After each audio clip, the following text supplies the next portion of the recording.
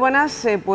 Aquí nos encontramos encantados de saludar a Jordi Cañas, eurodiputado por Ciudadanos, además el impulsor de esa resolución histórica que ya se denomina por todas las partes, tanto de la ciudad como del propio grupo parlamentario europarlamentario Ciudadanos, como histórica, en la que la Eurocámara rechazaba la actitud de Marruecos de utilizar la inmigración para presionar al gobierno español, y también se reconocía a Ceuta como frontera exterior de la Unión Europea, la cual iba a ser defendida y protegida por parte de la Unión, y también la soberanía innegociable de Ceuta y de Melilla. Muy buenas, Jordi. Muy buenas tardes. Muchísimas gracias por atendernos después de estas primeras horas aquí en Ceuta. ¿Cuál es su visión ahora mismo? ¿Es la misma que tenía en las jornadas anteriores o ha cambiado algo? Ha cambiado, ha confirmado aquello que ya sospechaba, que cuando algunos hablaban de que Ceuta había vuelto a la normalidad, es evidente que Ceuta no ha vuelto a la normalidad, y que aquellos que defienden públicamente que la situación se ha normalizado, sería bueno que viniesen a Ceuta y comprobasen directamente que la situación está lejos de ser normal y que hay que ponerse todos a intentar corregirla y a intentar solucionarla, para que realmente esa normalidad vuelva a Ceuta. ¿Qué es lo que más le ha sorprendido? No, lo que me ha sorprendido es constatar que los datos... Mira, cuando uno toma distancia, gana perspectiva, pero pierde detalle. Y hay un momento que los números se convierten en números, pero los números siempre detrás hay personas.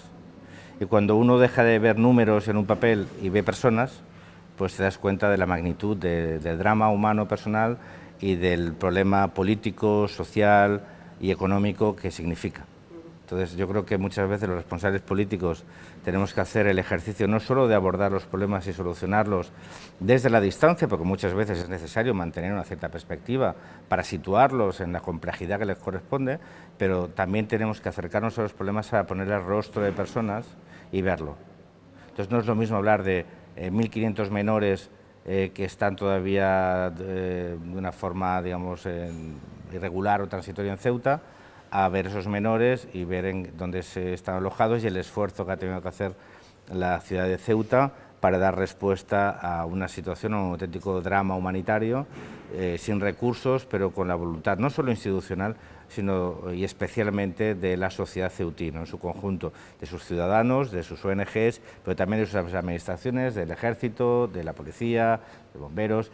Es decir, el ver cómo una sociedad ha dado respuesta a una situación extraordinaria en cuanto a lo dramático, pero que no podemos aprovecharnos de esa situación para decir que ya no pasa nada y para ver que no pasa, que eso no es cierto, pero que además esos números son personas. No hay nada como ir y comprobarlo personalmente, ¿no? Que es uno de los objetivos de esta visita, ¿no? Que cuando hablemos de números ya hablemos de una ciudad, ya hablemos de sus infraestructuras, ya hablemos de sus servicios y ya hablemos de cómo le hace frente, lo sepamos situar, ¿no?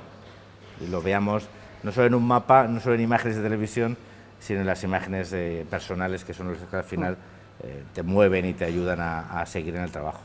Es usted el impulsor, lo acabamos de decir, de esa resolución histórica, a través de la cual el Parlamento Europeo ha rechazado esa actitud de Marruecos de utilizar la inmigración, sobre todo niños, para chantajear al gobierno español. Aparte se reconoce la frontera de Ceuta como la frontera exterior de la Unión Europea. Y me gustaría que nos explicara a los ceutíes ¿qué supone y sobre todo qué va a suponer ahora de cara al futuro esa resolución para Ceuta y para Melilla? Intentaré dedicar más tiempo a lo que me gustaría que supusiera que a lo que supone. Pero lo que supone, sí, ciertamente, yo considero que es una resolución histórica. Piense usted que, usted y los ciudadanos que nos vean, que desde el año 1997 nunca había habido una resolución del Parlamento Europeo relacionada con Marruecos, más allá de los acuerdos comerciales que había firmado la Unión Europea con Marruecos. O sea, nunca. Ninguno de los asaltos a fronteras, ninguno de los dramas de inmigración, ni el que hubo en Canarias, ni de la época de los cayucos, ni nada, ni los derechos humanos, nada. De nada de todo eso se había hablado en el Parlamento Europeo, porque las presiones de Marruecos siempre habían conseguido parar esas resoluciones. Las resoluciones del Parlamento Europeo son muy importantes, no son ejecutivas, pero sí que marcan y obligan a la Comisión Europea, y sobre todo lo que hacen es convertir un problema en problema europeo. Entonces, la resolución, como usted indicaba, tiene algunos aspectos muy relevantes. Uno es que advierte a Marruecos de que no puede utilizar el drama de la inmigración, no puede utilizar la inmigración y especialmente la inmigración de niños para presionar a ningún país de la Unión Europea, ni a la Unión Europea. Es la primera vez que se asocia y se denuncia que Marruecos utiliza a la inmigración para presionar políticamente a España y con él a la Unión Europea. Porque todos ustedes lo saben, esta frontera no es frontera solo con España, es frontera europea. Pero la Unión Europea lo ha dejado claro, ha dicho que Ceuta es frontera europea y que lo que pasa en Ceuta pasa en España y pasa en Europa y que los problemas de Ceuta son problemas europeos. Y eso nunca se había dicho y sobre todo nunca se había incorporado en un texto que después sirve para que otros textos se referencian. Cuando la Unión Europea dice que la soberanía es innegociable y cuando dice que la defensa de esa soberanía también compete a la Unión Europea, está diciendo cosas muy importantes. Esos ya son valores, ya son declaraciones que transmiten unos valores y el valor es que Ceuta y también Melilla son dos ciudades españolas, son dos ciudades europeas, que Ceuta es territorio europeo y que la frontera es frontera europea. Solo que por eso ya habría merecido la pena, repito, porque eso nunca se había dicho con tanta contundencia, pero hemos tenido hace unos momentos una reunión con el presidente, con los medios, y para mí de toda esa resolución, estos son cuestiones políticas muy importantes de las que se derivan, me gustaría una sensación de seguridad y de confianza para los ceutíes de que no estáis solos, de que aunque a veces os sintáis abandonados y aunque realmente sea una realidad esa falta de consideración o de mimo que merece una ciudad como la vuestra, que no lo estáis.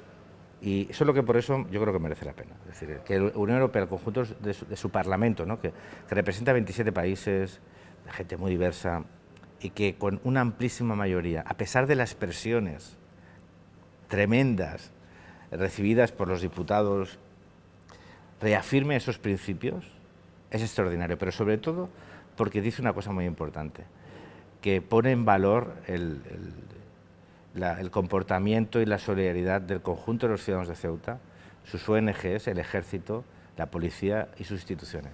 Yo creo que eso transmite una señal muy potente hacia Europa, porque Europa reconoce en Ceuta esa sociedad que nos gustaría a todos ser, que es esa sociedad respetuosa, solidaria y comprometida, a pesar de las dificultades, ¿no? Y yo creo que eso es un mensaje muy potente. Pero de cara al futuro, ¿cómo puede Europa, la Unión Europea, ayudar, por ejemplo, a Ceuta ahora en esta situación? ¿Es suficiente el haber aprobado esa resolución? ¿Qué va? De cara al futuro, ¿qué va a suponer? ¿O qué le gustaría a usted que se pusiera? Esta resolución, lo que tenemos que conseguir es que no es un punto final, es un inicio. O sea, lo que tenemos que hacer es desarrollarla. Aquí, por ejemplo, se instaba a la Comisión Europea a que dotase de recursos financieros a Ceuta para dar respuesta a esta situación. Bueno, esos recursos ya están comprometidos. ¿Son suficientes? No, pero se van a recibir. Lo que tenemos que hacer es desarrollar programas para que esos recursos que han venido ahora, una situación puntual y por una situación de excepcionalidad o de crisis, se conviertan en recursos permanentes como ciudad que tiene una situación excepcional. Cuando estábamos hablando antes de la necesidad de desarrollar un plan integral para Ceuta y para Melilla, para garantizar su desarrollo económico, social, para que se resuelvan sus déficits de infraestructuras, inversiones. Ese plan integral de futuro para Ceuta y Melilla, uno de los elementos clave era, por ejemplo, el tema de frontera sur y lo que eso significaba. Bueno, pues una de las ideas que podíamos trabajar desde Europa es que tuviese la asimilación de territorio ultrafronterizo, por ejemplo, No puede ser ultrafronterizo porque no está, por distancia, básicamente nos entendamos, pero sí por su condición, ¿no? Porque es una frontera con otro país, de otro continente. Bueno, pues es trabajar, es decir, hemos conseguido con esta resolución que yo he impulsado, pero que hemos aprobado gracias también al esfuerzo de muchos compañeros de otros partidos políticos. Yo en esto creo que uno siempre tiene que recordar el trabajo que han hecho otros compañeros, en el caso del Partido Popular, del Partido Socialista, incluso de los verdes europeos, para que esta resolución salga hacia adelante. Yo he impulsado esta resolución, pero es el éxito de muchos otros, y esto creo que también es bueno reconocerlo. Pero esto es el punto de inicio. Hemos conseguido poner a Ceuta en la agenda europea. El ruido que ha hecho esta resolución no lo ha hecho... Bueno, yo no recuerdo ninguna otra resolución que haya hecho tanto ruido, que haya habido tantas presiones y se haya dado respuesta a tantas presiones. Por lo tanto, Ceuta se ha puesto encima de la mesa. Está en la agenda europea. Lo que tenemos que hacer es que eso tenga una continuidad. Pero eso no solo depende de Europa. Europa depende de condiciones específicas, pero eso lo tiene que pedir el Gobierno de España. El Gobierno de España tiene que decidir si tenemos que mantener la excepcionalidad de Schengen o no, si tenemos que entrar en la aduanera o no. O sea, todo eso no lo va a depender de Europa. Cuando el Gobierno de España decida eso, y yo creo que para eso puede contar con el apoyo de Ciudadanos sin ninguna duda, después la Unión Europea podrá hacer otras cosas.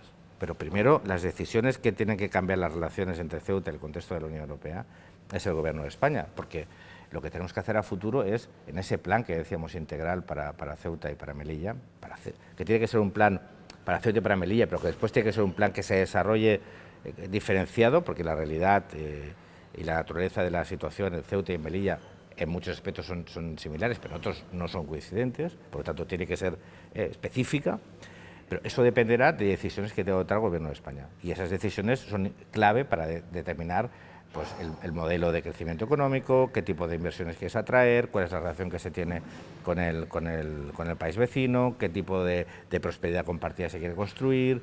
Todo eso requiere por tomar decisiones, Unión Europea sí o no, Schengen sí o no, y después mantenimiento de situación fiscal sí o no, e intentar trabajar a futuro por conseguir un espacio de una asimilación a territorio ultra europeo, ¿no? Es decir, bueno, pues eso lo tenemos que conseguir. Y en esos debates que están abiertos ahora, que se han puesto sobre la mesa, ¿cuál es el posicionamiento de Ciudadanos? Yo el posicionamiento de Ciudadanos creo que ha quedado muy claro porque hemos impulsado esta resolución. Repito, yo no quiero patrimonializar la resolución en cuanto a Ciudadanos, porque Ciudadanos solo no habría conseguido los votos suficientes. Pero quien ha impulsado esta resolución ha sido Ciudadanos. Nosotros llevamos en el Parlamento Europeo, pues esta es la segunda legislatura, 5 años y ahora llevamos ya 2 años de legislatura. Desde el año 97 no se había llevado este debate al Parlamento Europeo. Bueno, nosotros hemos conseguido llevar este debate al Parlamento Europeo. Pues yo creo que eso Ciudadanos ya manifiesta cuál es su compromiso con Ceuta en este sentido. No es un compromiso solo de palabra, sino es un compromiso de hecho. Yo creo que los ciudadanos están un poco cansados de que los proyectos solo digan lo que van a hacer. Yo he venido a Ceuta después de haberlo hecho, no he venido antes de hacerlo. He venido después de que se ha conseguido. Y he venido aquí no para poner en valor lo que se ha hecho, sino para ponerme al servicio de lo que creo que Ceuta necesita a futuro. Yo soy un diputado de un grupo parlamentario que estamos en un parlamento. Nuestras capacidades son limitadas, pero nuestra capacidad de impulso es importante. Y yo he venido a hablar hoy con el presidente porque nosotros nos queremos poner a trabajar junto con el presidente porque entendemos que este no es un tema que entienda de partidos políticos. Este es un tema donde los presidentes, diputados, concejales, se tienen que poner y tienen que manifestar y demostrar aquello por lo que nos dedicamos a la política, que es para servir. Para arreglar problemas, no para crearlos. Y entonces yo creo que yo me pongo al servicio, en este caso de Ceuta, pero de la mano de las instituciones de Ceuta, para contribuir a que esa estrategia que tiene que desarrollarse en un plan, la parte que corresponde a la Unión Europea pueda contar conmigo. Pero para eso tenemos que saber qué queremos. O sea, muchas veces centrifugamos los problemas de Europa, pero ¿qué queremos los españoles? O sea, ¿qué quiere el Gobierno de España? ¿Quiere seguir mirando hacia otro lado ante las provocaciones de la Reina de Marruecos? quiere seguir dando un perfil bajo la respuesta ante situaciones que afectan directamente a la vida de los ciudadanos, o quiere ponerse a colaborar y a arreglar la situación desde una voluntad constructiva con Marruecos. Marruecos es un vecino y con Marruecos hay que tener una muy buena relación, porque hay relaciones humanas, hay relaciones económicas, son vecinos, son frontera. Entonces, esto no es si bueno o malo, amigo o enemigo, no, es reconstruir unas relaciones fundamentadas en el respeto mutuo. Miren, la Unión Europea, Marruecos es el país que más recursos recibe de la Unión Europea. Es el que más fondos recibe de cooperación. Es un socio privilegiado en las relaciones comerciales.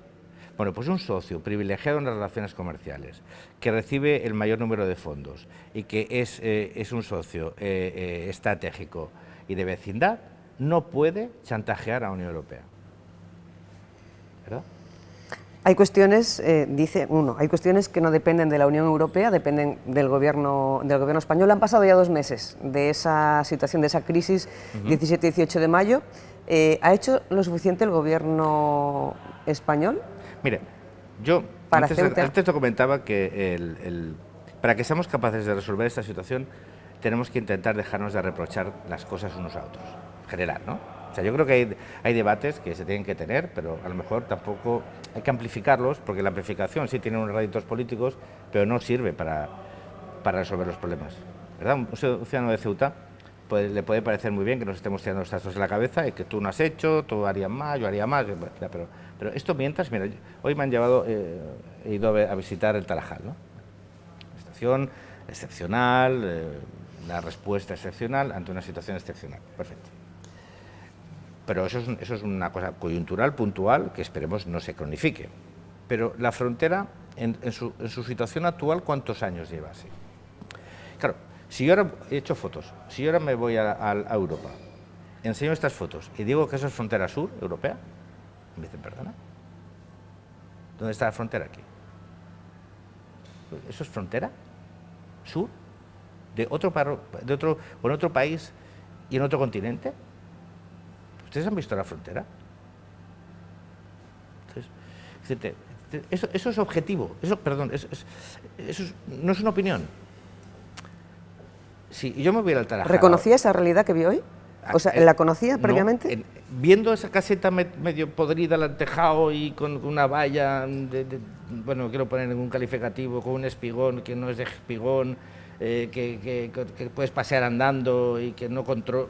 No.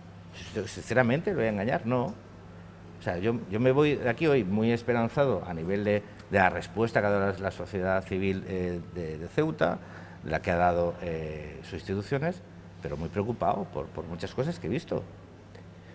Muy preocupado porque cuando alguien habla de normalidad, yo lo llevaría a Tarajal. Bueno, no vamos a opinar nada, ¿no? Tú dices que esto es normal, ¿sí? Muy bien, pues venga, yo te cojo, te monto en un coche y te llevo a Tarajal. Entonces tú cuando salgamos de ahí me dices que eso es normal. Entonces imagínense, si esto estuviese en Barcelona o en Madrid, ¿a qué no sería normal? Bueno, pues que Ceuta es una ciudad como Madrid o como Barcelona o como Valencia o como Cáceres o como es igual, la que usted quiera.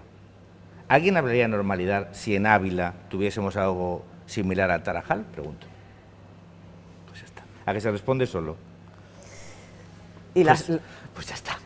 ¿Y qué podría hacer la Unión Europea ahora mismo para ayudar a Ceuta a volver a la normalidad? Ahora mismo lo que podría dotar es de fondos extraordinarios que ya los ha aprobado. ¿Son suficientes? No.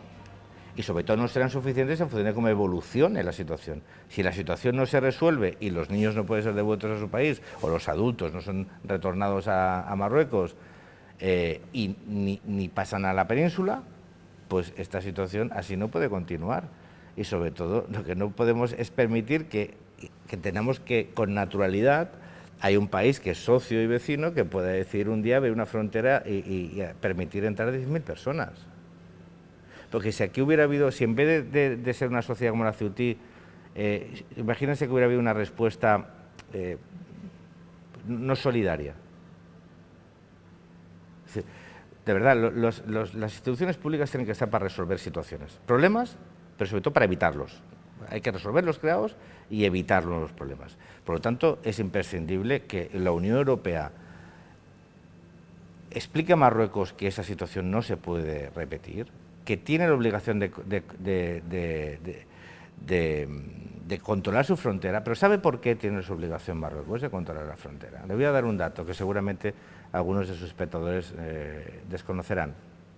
Marruecos recibió en diciembre del año 2020 más de 100 millones de euros para proteger sus fronteras terrestres y marítimas. Más de 100 millones de euros. Bueno, cuando hablamos de protección de fronteras terrestres y marítimas de Marruecos, básicamente con la Unión Europea hay dos, ¿no? Aunque ellos no la reconozcan. Muy bien. Eso es la forma eso es como Marruecos cumple sus compromisos de proteger sus fronteras terrestres y marítimas, abriendo la frontera, las vallas y dejando que vengan 10.000 personas, más de 2.000 niños, muchos de los cuales no se ahogaron gracias a la actitud de nuestras fuerzas y cuerpos de seguridad del Estado, del Ejército y de las ONGs. ¿Usted cree que eso es normal? ¿Usted cree que la Unión Europea debe mirar hacia otro lado? No, porque mirar hacia otro lado es no abordar el problema, y tenemos un problema. Pero los problemas hay que resolverlos.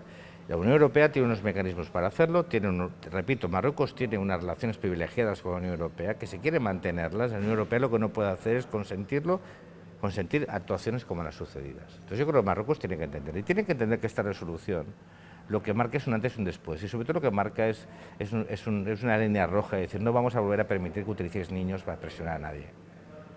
Porque esos niños después están en el Tarajal. ¿Entiendes? Entonces, esto no puede ser. Entonces, la Unión Europea lo que tiene que hacer es, tal y como dijo el rey de Marruecos, establecer protocolos de retorno.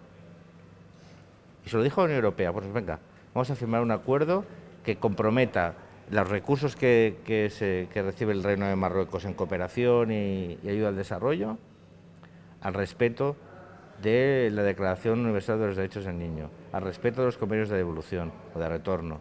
Claro, pues vamos a hacerlo. De momento no se había hecho nunca, yo repito. A veces queremos resolver lo que no hemos resuelto en 30 años o en 40 en una semana. Bueno, este es un inicio. A partir de aquí, esto marca unas obligaciones. Vamos a hacer que se cumplan. Sí, porque tiene herramientas la Unión Europea para hacer cumplir estos acuerdos. Tiene herramientas, pero el Gobierno de España también, repito. La responsabilidad, aquí tenemos una ciudad autónoma que tiene unas competencias, ¿verdad? Tenemos un Gobierno de España que tiene prácticamente las relaciones con Marruecos todas, las diplomáticas todas, ¿verdad?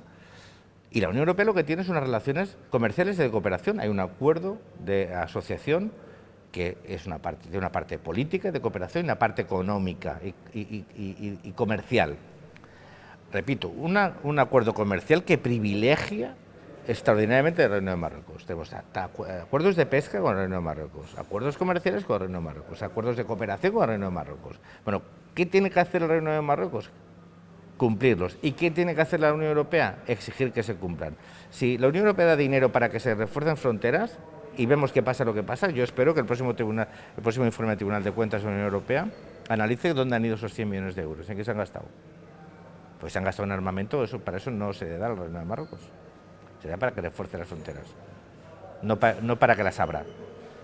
No, pues, ¿qué tenemos que hacer? Hacer cumplir los acuerdos. La Unión Europea tiene algunos muy potentes, que son los acuerdos comerciales y de asociación, pero España lo que tiene que hacer es cumplir con su obligación, que es mantener relaciones de respeto, y que el Reino de Marruecos no entienda que el mirar hacia otro lado es una debilidad del país, porque si no, en general la respuesta que se da con las políticas de apaciguamiento sigue siendo muy negativas.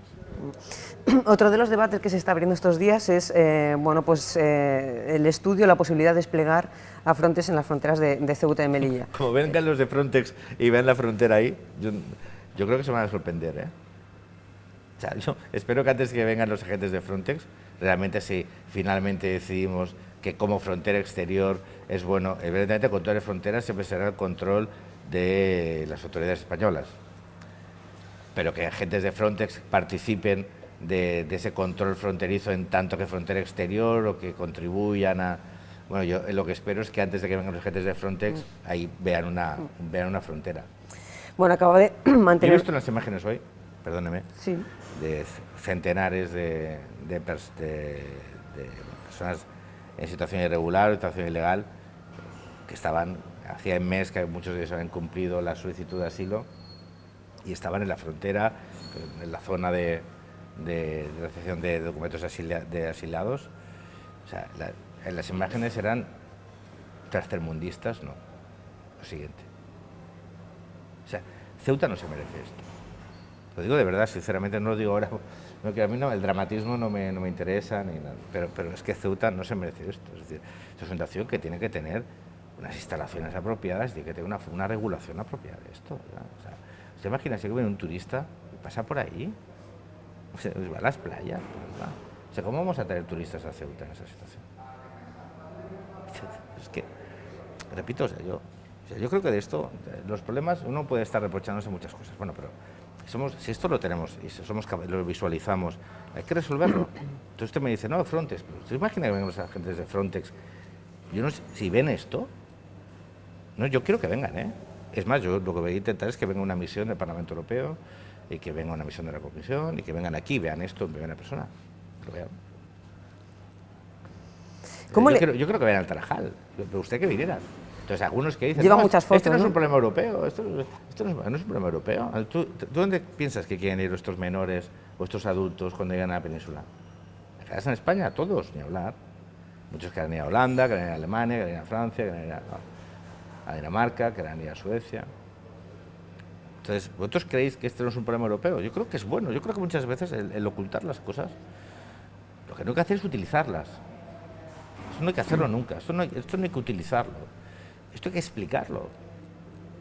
Y yo creo que no hay nada mejor que cuando alguien tiene dudas de que este problema no es un problema bilateral y que este es un problema muy grave y que la utilización de inmigración para presionar políticamente es una amenaza, no solo política, es una amenaza a esas personas. Entonces, que no se puede jugar con la vida de las personas, que no se puede jugar con el drama de la inmigración, que esas personas tienen derechos. Entonces, yo creo que es lógico, es bueno que se vea en qué condiciones tienen que estar, porque es que es imposible que una ciudad como Ceuta pueda dar una solución a esto. Es que, yo repito, es como si de repente, bueno, estos datos ya se han usado, es como si en Madrid entrasen 300.000 personas en un día. Y hubiese que darles una solución. ¿Cómo se hace eso?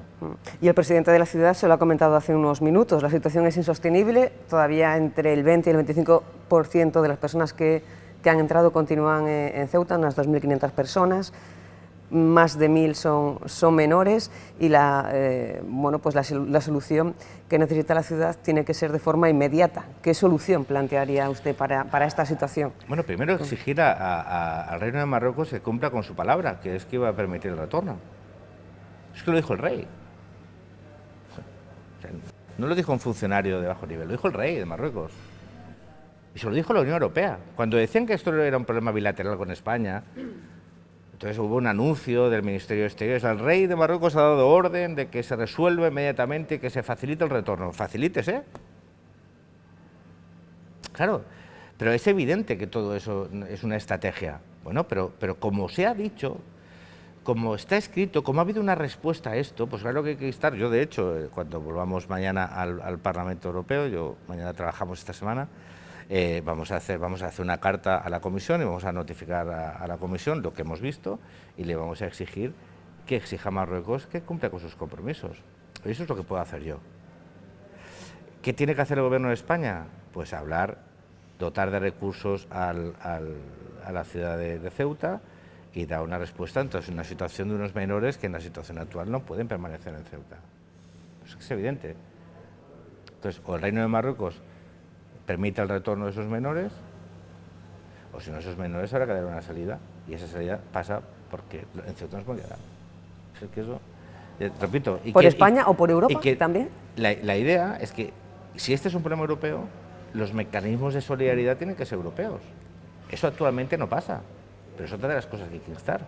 En el momento que esto es un problema europeo, tenemos que ser capaces de que esto haya unos mecanismos de solidaridad europea para dar salida a esta situación. Entonces, por lo tanto, sí, habrá que avanzar en que los problemas de inmigración, así como había unos cupos de inmigración que con las inmigraciones fruto de la situación en Siria se aprobaron para el nivel europeo, también con los menores pues se tendrá que dar esta situación. Claro, pero fíjese, hay un dato que es clave. Ahora en España hay entre 12.000 y 13.000 menores tutelados. Aquí hay casi 1.200. Entonces, Ceuta tiene el 10% de los menores tutelados de toda España. Eso es sostenible. Ya sé que mucha gente hace política de esto, ya sé que mucha gente de esto pues intenta obtener réditos electorales. Yo también les diría lo mismo. Porque, vale, sube a trabajar. ¿Qué quieres hacer? ¿Dejarlos ahí? ¿Ahí? ¿Sí? Aquí en Ceuta. ¿Tú los quieres dejar aquí en Ceuta? ¿Cómo los vas a devolver a Marruecos? ¿A golpe de declaración y a golpe de que subirte a un monolito? Así no se resuelven las cosas. Así se ganan votos. Eso sí. No muchos, pero algunos. Pero no se resuelven las situaciones. La situación, el problema que tienen no solo los niños, que tiene Ceuta. De hecho, en el discurso de antes, en las declaraciones de antes, ha hecho referencia en varias ocasiones, ha mencionado varias veces la lealtad institucional, unión social, no permitáis que se rompa. Si lo hemos conseguido en la Unión Europea, ¿por qué no vamos a conseguir esto mismo en España y en Ceuta? ¿Cree que en esta situación puede haber algún riesgo de que no ocurra esa unión a nivel nacional o a nivel local para seguir avanzando hacia adelante? Sí, mire, yo soy de Ciudadanos y como usted sabe, nosotros en Ciudadanos en Andalucía, nuestra consejera de Igualdad se ofreció a la ciudad de Ceuta para acoger a menores y Vox le pidió la dimisión. Sí, no, sí está claro. Sí. No. A mí, cuando yo hablo de la unidad civil, yo me considero un patriota, ¿no? Yo no soy nacionalista español, yo soy un patriota, me considero un patriota español. Pero para mí el concepto de patria es un concepto de respeto y de cumplimiento de derechos y obligaciones y de valores compartidos. Y después simbólico y de bandera, de todo eso. Pero lo que nos une como comunidad política es el respeto a unos valores compartidos, donde no está el desprecio al otro, ni el rechazo al otro, ni el de acusar al otro de enemigo. A mí me han acusado de enemigo de Cataluña por luchar contra los nacionalistas, que me decían que yo no era catalán. Yo ya he vivido ese nacionalismo que excluye al otro porque o no habla un idioma o porque no ha nacido en un sitio. Y yo he hecho de mi catalanidad, de mi forma de ser catalán, la defensa de un principio que es el de la igualdad. Entonces, no voy a permitir que eso pase, vamos, y siempre que lo detecte lo voy a intentar combatir. Yo no he combatido un nacionalismo desde un profundo sentimiento de pertenencia, yo soy ciudadano español, ciudadano catalán. Yo no he luchado contra un nacionalismo para alimentar otro. Entonces, donde yo vea que hay un nacionalismo que a un compatriota lo intenta excluir de lo que es, porque habla diferente, porque viene de otro sitio, porque no ha nacido aquí, o porque reza a otro Dios, o porque no reza a ninguno, pues lo intentaré denunciar. ¿Por qué? Porque la España que yo defiendo es una España que respeta la diferencia y respeta que cada uno y las libertades de cada uno. Esa es mi forma de entender mi país y lo que yo me enorgullezco como español, aparte de mi bandera y aparte de mi historia y aparte de lo que somos. Entonces yo creo que hay un riesgo de fractura de la unión civil. La unión civil nada tiene que ver en que tú y yo pensemos diferente, o votemos diferente, o tengamos concepciones del futuro diferente, o que nos peleemos. La unión civil es que tú y yo formamos parte de una misma sociedad, que dirime sus diferencias, que las tiene y que a veces se pelea, pero que forma parte, que yo me puedo dar la espalda y confío en ti. Quien acusa al otro de no formar parte de esa comunidad política está rompiendo un principio nuclear en lo que es un país. Un país no es solo su historia, su bandera, eso también lo es. Sobre todo es su sociedad y sobre qué se construye. Y yo creo que la imagen que ha transmitido Ceuta al resto de España y al resto de Europa es una imagen de unión civil. Yo creo que no sería bueno que nadie permitiese que nadie la rompiera. De hecho, esta tarde tiene un encuentro con los diferentes grupos parlamentarios, con los portavoces de los grupos parlamentarios, también con los agentes económicos y sociales. ¿Cuál es su objetivo para los encuentros de esta tarde? Bueno, en el caso de los políticos, el agradecer a aquellas formaciones que nos dieron el apoyo en la resolución, hacerlas partícipe. Yo por eso he insistido en que yo y mis ciudadanos impulsamos esta resolución, pero que esta resolución al final pertenece a todos aquellos que la apoyaron. Aquellos que no apoyaron, algunos trabajaron en ella, pero no la apoyaron. Pero yo no he venido a hacer política con esos partidos políticos. Yo he venido aquí a compartir esto, a un saludo de respeto institucional. Antes hablábamos no de lealtad institucional, sino de respeto institucional. Y después con los agentes económicos para escucharles, para saber cómo ven ellos el futuro y qué les gustaría que nosotros, y en este caso a nivel europeo, pero también a nivel nacional, y en este caso sí, como ciudadanos, poder contribuir a eso, ¿no? Yo creo que para proponer un futuro tenemos que escuchar a aquellos que lo van a vivir y que lo van a construir, ¿no? Entonces yo quiero escuchar a los agentes sociales y a los agentes económicos para que me digan cómo ven la situación, qué les gustaría que las instituciones hicieran para garantizar la prosperidad de Ceuta. Entonces, esto es de trabajo. Yo he venido aquí a escuchar, ahora hablo demasiado, porque contigo estoy hablando mucho, pero he venido aquí más a escuchar, ¿no? A ver, a conocer y también a escuchar, porque si no estaríamos planteando un plan integral para el futuro de Ceuta sin haber escuchado a los ceutíes, ¿no? Pues entonces, mala cosa, ¿no? Bueno, ya para finalizar, no sé, me gustaría que nos dejara un mensaje a los ceutíes, en plan, de cara al futuro, esta resolución que puede suponer como punto de inflexión, como un antes y un después, ¿qué va a suponer en el sentido de que no solamente haya dejado claro a Marruecos que hasta aquí hemos llegado, sino que a partir de ahora las cosas van a cambiar? Bueno, que no se vaya a enfriar. Totalmente. La cuestión 2 meses después y ahora con la llegada del verano, de agosto. Mire, yo le voy a poner un ejemplo paralelo. Los españoles aprobamos en el 78 una constitución, ¿no? Y eso define unos valores, unos principios y un marco. El desarrollo corresponde a los legisladores y a los valores de una sociedad. Esta resolución marca eso, como usted bien dice, marca hasta aquí hemos llegado, marca una línea roja, no, pero lo que marca es un inicio. Esto quiere formar parte de estos nuevos cimientos sobre los que tenemos que construir el futuro de Ceuta y Melilla. Pero estos cimientos son muy importantes. Esto que pone aquí, esto va a condicionar el futuro de Ceuta. ¿Por qué? Porque garantiza que la Unión Europea va a defender la soberanía y la integridad territorial de España, que no va a permitir chantajes, que no va a mirar hacia otro lado ante situaciones que no se deban aceptar de un socio. Y yo creo que transmite básicamente un mensaje de esperanza a los ciudadanos de Ceuta. ¿Eso es suficiente? No, en absoluto. Pero para eso estamos los legisladores. Pues por eso digo, yo vengo aquí a saber qué puedo seguir haciendo. Vengo a escuchar al presidente de Ceuta para saber qué es lo que él plantea. Venimos a escuchar a los agentes económicos y sociales, venimos a ver cuál es la situación derivada de la situación de la inmigración. Venimos a conocer la realidad para intentar construir un futuro mejor, pero al final va a depender también de los ciudadanos de Ceuta. De que nos impulsen, de que nos empujen, de que no permitan que esto se vuelva a olvidar. Bueno, mi compromiso es que si vengo aquí hoy no es para hablar de la resolución, sino para hablar de lo que vamos a hacer después de la resolución. Que seguir trabajando, ¿para qué? Para que esto que se apunta aquí se pueda desarrollar. ¿Eso será fácil? No. ¿Será inmediato? No. Pero marca un antes y un después, y sobre todo lo que deja claras algunas cosas. Y en esta vida hay veces que con dejar claras algunas cosas, bueno, con eso no comeremos mañana. Pero bueno, de eso de momento nos da una cierta confianza. Y la confianza es clave para tener esperanza. Ahora tenemos confianza y vamos a entre todos trabajar para que además seamos capaces de construir esperanza para el conjunto de los ciudadanos de Ceuta, pero también para el entorno. La prosperidad de Ceuta y Melilla sea la prosperidad compartida con la vecindad de Marruecos. Así como la prosperidad de Europa, nosotros hablamos de la vecindad sur, Ceuta y Melilla tienen que ser esos motores que sean capaces de generar prosperidad compartida también.